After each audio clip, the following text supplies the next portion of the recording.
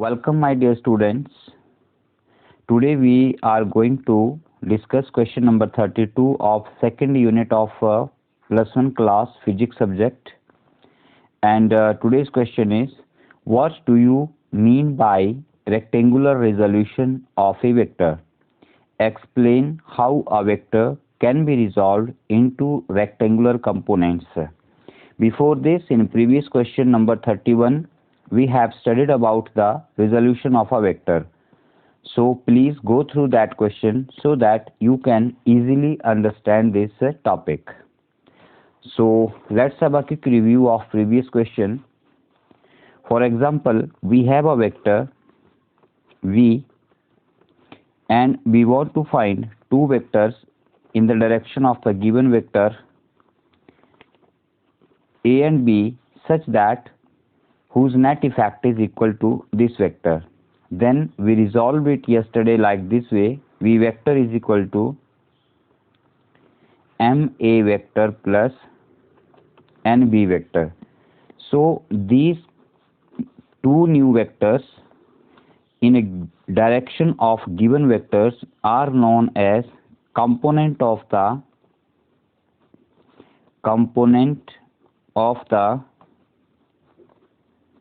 vector v, or you can say resolved component of the vector, right?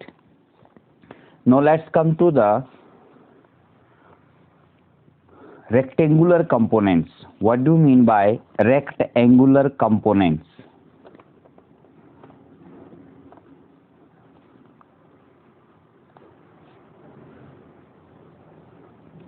Dear students, these are also resolved component of some vector, but these are the components which are at right angle with each other, right angle to each other.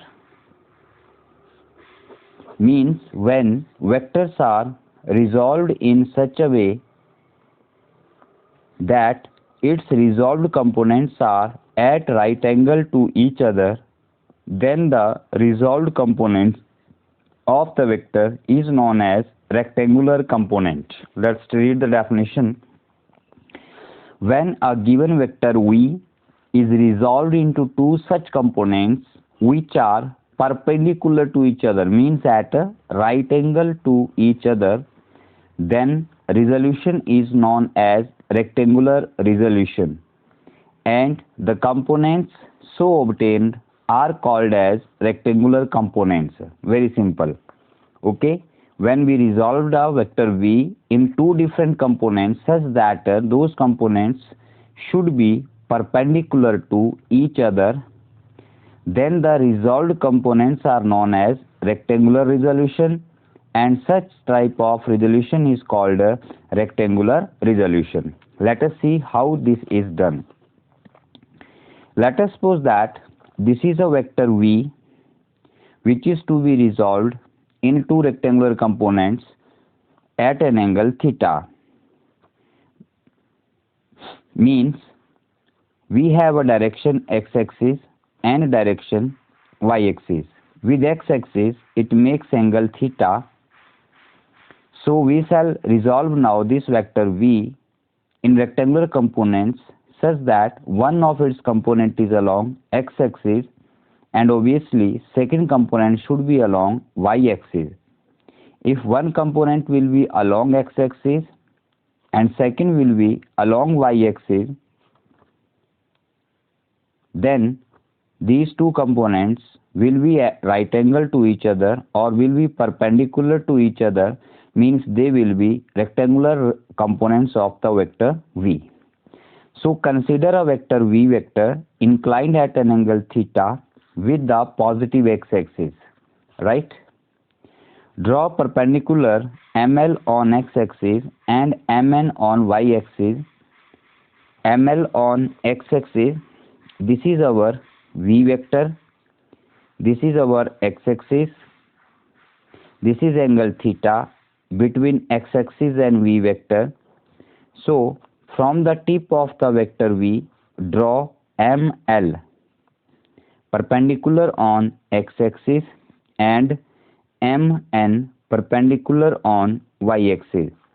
such that OL, let us say that OL is equal to Vx, the distance OL is equal to Vx, and ON, this one is ON is equal to Vy.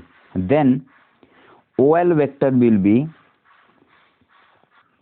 but my dear students, you know that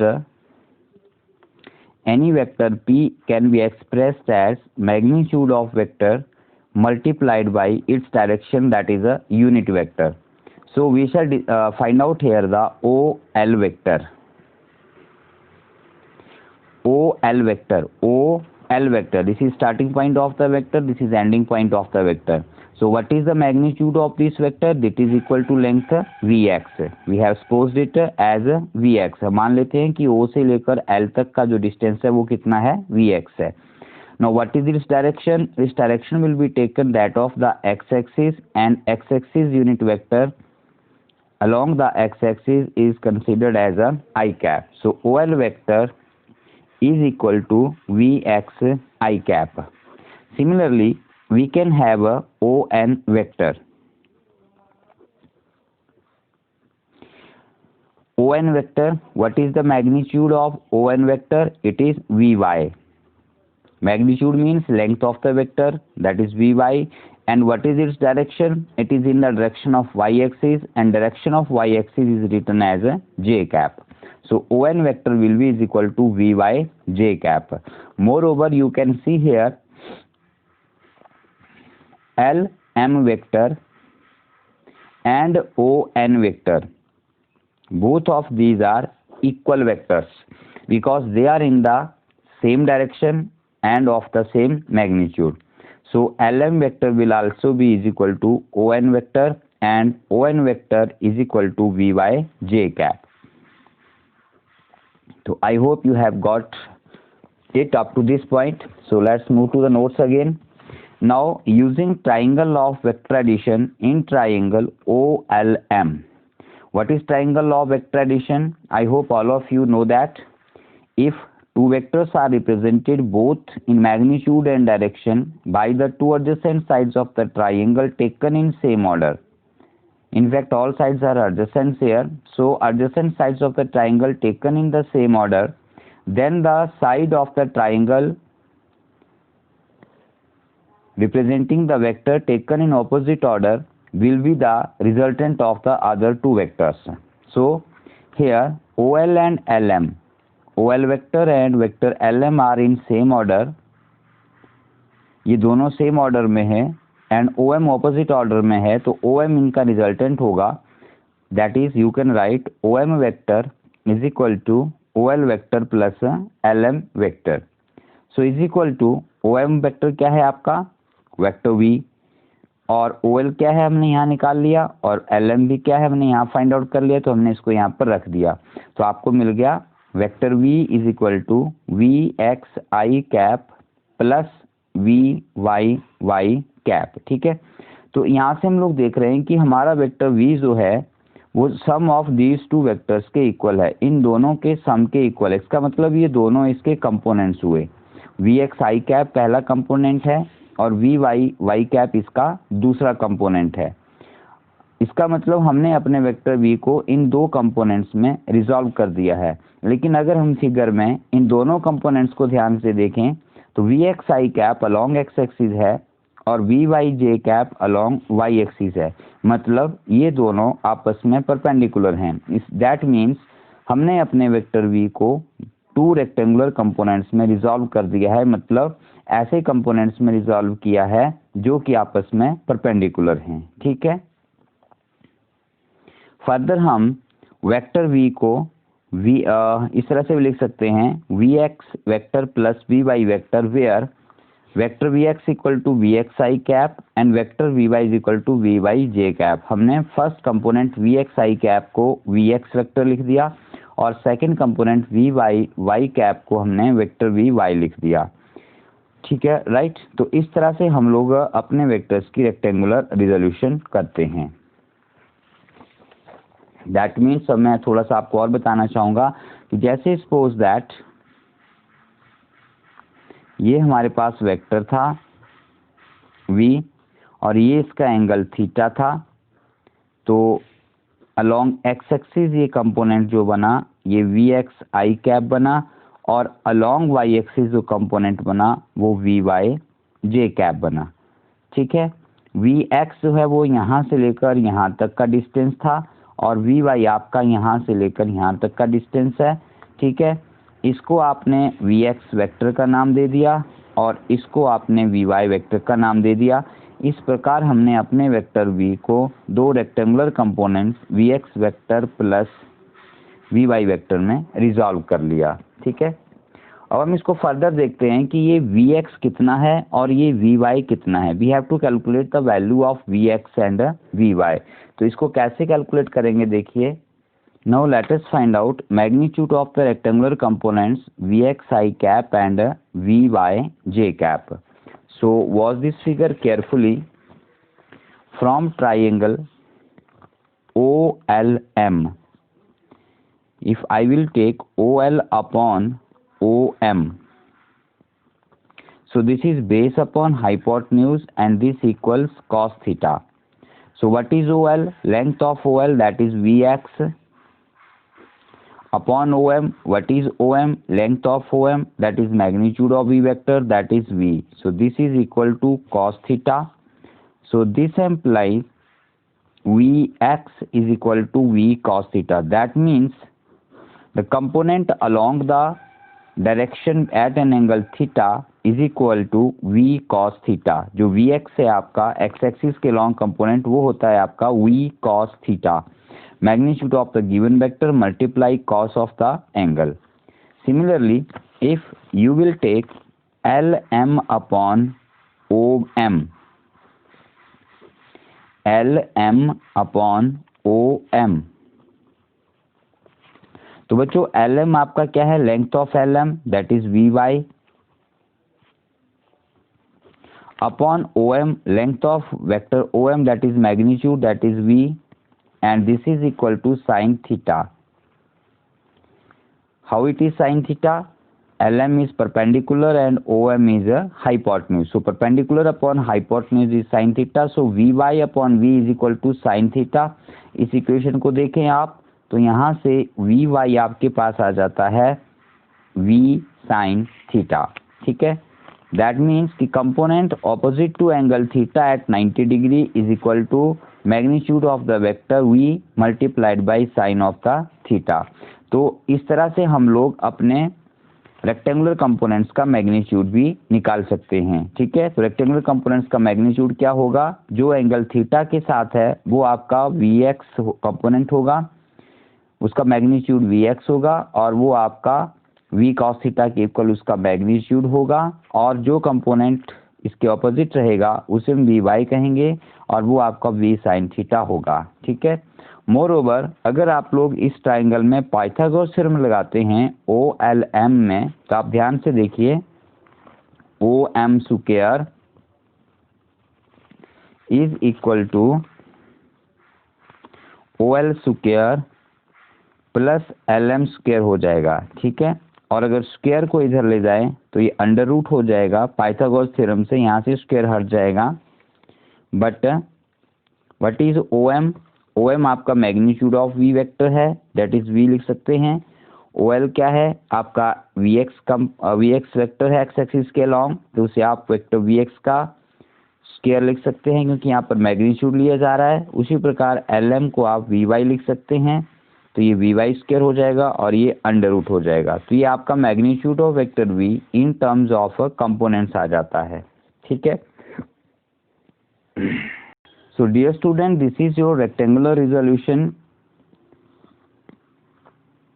तो आगे हम बात करते हैं in case of 3 dimensional space the rectangular components of a vector can be written as vector v is equal to Vx i cap plus Vy j cap plus Vz k cap. What does this mean? कि अगर अभी जो हमने अपनी resolution की थी वो सिर्फ आपकी x और y एक्सिस के साथ स्पेस में प्लेन में थी। ठीक है, प्लेन में सिर्फ 2 ही एक्सिस होती हैं, एक x एक्सिस और एक y एक्सिस। अगर हम स्पेस की बात करें, 3D डायमेंशंस की बात करें, तो हमारे पास एक और एक्सिस आ जाती है z एक्सिस जिसकी डायरेक्शन k कैप होती है।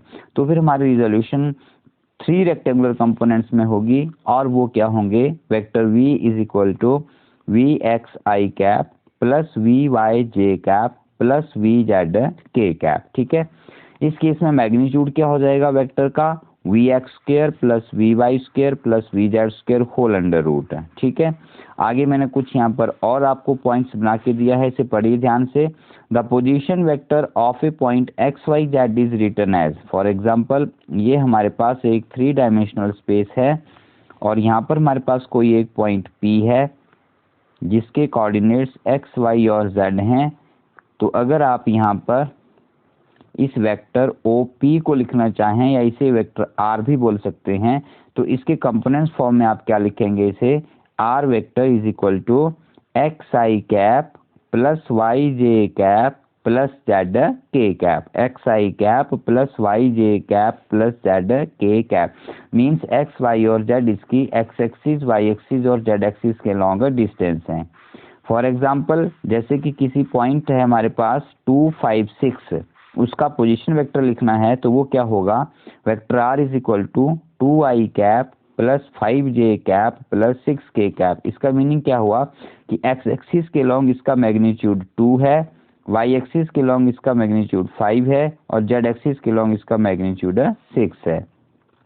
And what is the total magnitude of the vector, that is 2 square plus 5 square plus 6 square whole under root, that is under root 65 and only positive values taken for magnitude. इस बात का भी ध्यान रखेंगे, under root जब हम open करते हैं तो प्लस और माइनस वैल्यूज लेते हैं, लेकिन मैग्नीट्यूड हमेशा पॉजिटिव होता है, इसलिए हम लोग मैग्नीट्यूड की नेगेटिव वैल्यू यहाँ पर निगलेक्ट कर देते हैं।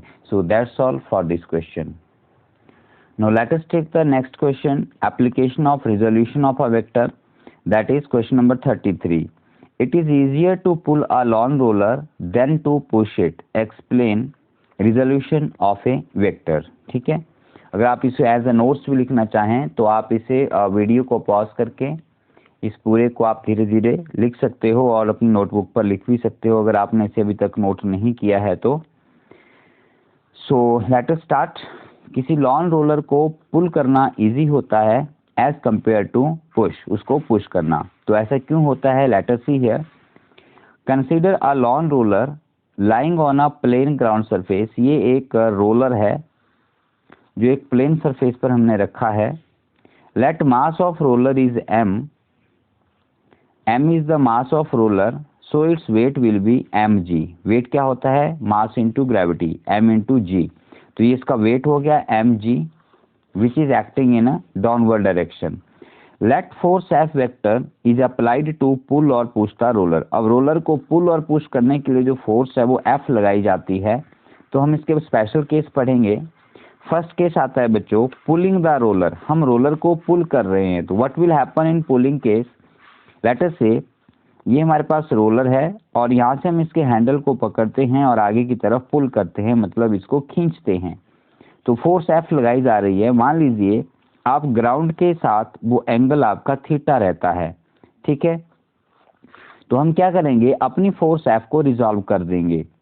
F एक वेक्टर है, वेक्टर को रिजॉल्व करेंगे हम रेक्टेंगुलर कंपोनेंट्स में। तो हमने आपको बताया कि थीटा के डायरेक्शन में जो कंपोनेंट आता है वो कॉस कंपोनेंट होता है, that is F X means theta की डायरेक्शन में एक्स एक्सिस के लॉन्ग, तो वो हो जाएगा F X equal to F cos theta.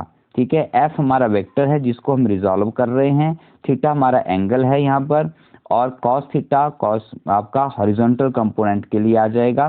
ठीक है, तो एफ टेंजेंशियल कंपोनेंट भी कहते हैं इसे हम लोग कई बार। So F X equal to F cos theta, और थीटा के ऑपोजिट 90 डिग्री पर जो कंपोनेंट आएगा वो आपका एफ साइन थीटा होगा। So this is your F Y is equal to F sine theta.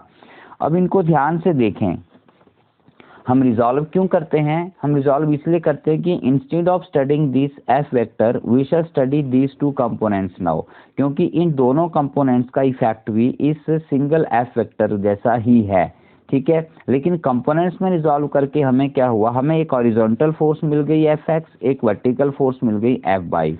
अब ये जो लॉन रोलर है इसमें जो एफएक्स फोर्स है आपकी हॉरिजॉन्टल, वो इसको मूव करेगा फॉरवर्ड डायरेक्शन में in the direction of pulling, और जो एफ वाई कंपोनेंट है वो आपका वेट का ऑपोजिट एक्ट कर रहा है। दैट मीन्स वेट आपका डाउनवर्ड एक्ट करता है और एफ वाई आपका अपवर्ड एक्ट कर रहा है। तो दो फोर्सेस ऑपोजिट हो गई, वेट डाउनवर्ड डायरेक्शन में और F Y component upward direction में। तो अब वेट इसका थोड़ा कम हो जाएगा क्योंकि ऑपोजिट डायरेक्शन में फोर्स लग रही है। ठीक है, तो देखिए क्या हुआ, the rectangular component of force F vector are acting as shown in the figure, explain कर दिया मैंने आपको। It is clear that component F cos theta is acting along the direction of motion of the roller, but the component F sin theta is acting opposite to the weight of the roller. Therefore effective weight of the roller become, जो इसका weight है वो क्या हो जाएगा, W in case of pulling mg minus F sine theta, मतलब wait थोड़ा कम हो जाएगा। अब हम सेकंड केस लेते हैं पुशिंग का। ये हमारा रोलर है, हम इसको पुश कर रहे हैं, मतलब हम रोलर के पीछे हम खड़े हैं और इसको धक्का दे रहे हैं। तो जब हम फोर्स अप्लाई करेंगे तो हम फोर्स डाउनवर्ड अप्लाई करेंगे। Let us say we are applying force at angle theta.